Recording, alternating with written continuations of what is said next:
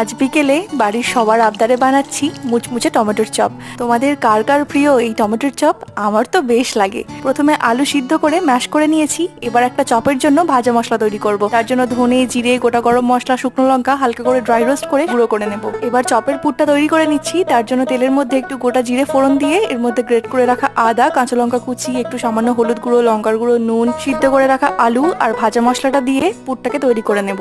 আর এদিকে চপের জন্য একটা বেসনের ব্যাটার তৈরি করে নিচ্ছি। এর মধ্যে দিয়েছি একটু স্বাদ মতো নুন, হলুদ, লঙ্কার গুঁড়ো, সামান্য একটু বেকিং সোডা দিয়ে বেসনের গোলাটা বানিয়ে নিয়েছি। এবার অল্প অল্প করে আলুর পুরটাকে চপের আকারে করে নিয়ে একদিকে দেবো একটু গোল গোল করে কাটা টমেটো আর একদিকে দেবো পেঁয়াজ। আর আমাদের গ্রামে যে টমেটো চপটা পাওয়া যায় তার একদিকে এরকম টমেটো আর একদিকে পেঁয়াজ থাকে, ফলে খেতে কিন্তু বেশ ভালো লাগে। এবার এগুলোকে বেসনের গোলায় চুবিয়ে গরম তেলে ভেজে নেব। আর হ্যাঁ, এগুলোকে কিন্তু আমি দুবার ভাজবো, তাহলে আরো বেশি মুচমুচে হবে। খেতে তো এগুলো দুর্দান্ত হয়েছে, কিন্তু তোমাদের কেমন লাগলো আমাকে কিন্তু কমেন্ট করে জানিও। টাটা।